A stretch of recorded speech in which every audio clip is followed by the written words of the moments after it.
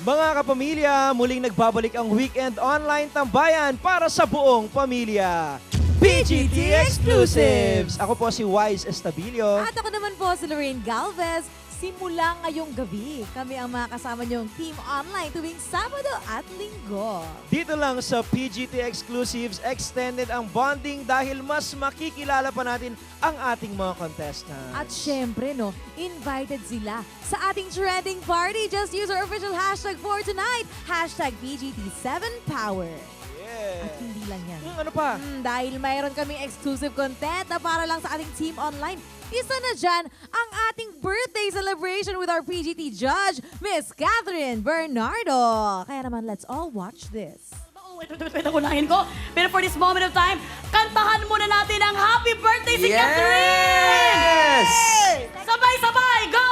Happy birthday to you.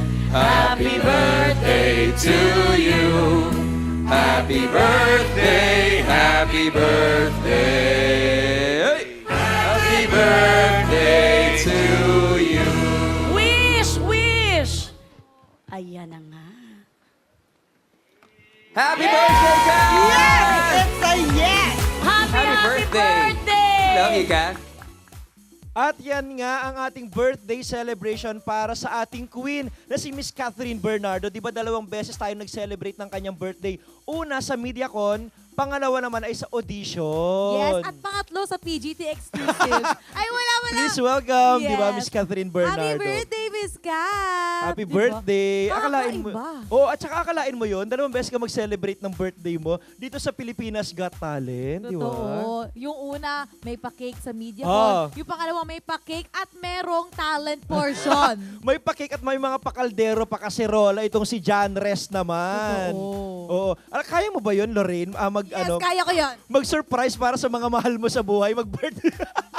Hindi ko kaya, parang hindi ko malakaya. I'm so sorry. Uy, pero sa Pilipinas Got Talent mo lang mapapanood yung ganung klaseng act, hindi ba? Totoo. Nagulantang ang ating mga judges. Kaya naman, happy birthday po, Miss Catherine Bernardo. Sobrang gandang-ganda pa rin talaga ako sa kanya. Kahit kinakausap niya tayo in person, parang hindi ako makapaniwala. Amazed na amazed ka sa kanya. Totoo. At dahil amazed na amazed ka sa kanya, magbigay ka naman ng birthday message para sa kanya.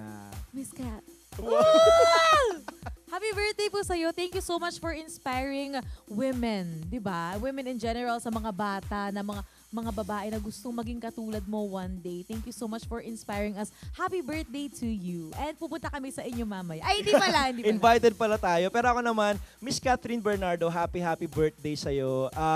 Nakaka-inspire ka kasi mula nung bata ka na pinapanood ka bilang child star, di ba hanggang ngayon na grown up ka na, patuloy kang nagbibigay ng inspirasyon, ng lakas sa lahat ng mga fans mo, sa mga supporters mo. And nakakatuwa na hanggang ngayon ay you stay to be humble. Totoo. Despite of all your success and achievements in life, happy birthday sa'yo, Miss Catherine Bernardo. Happy birthday po. At syempre may isa pang nag-celebrate Sino ng kanyang pa? birthday. Happy birthday to our head writer, Sir Waldo Bautista.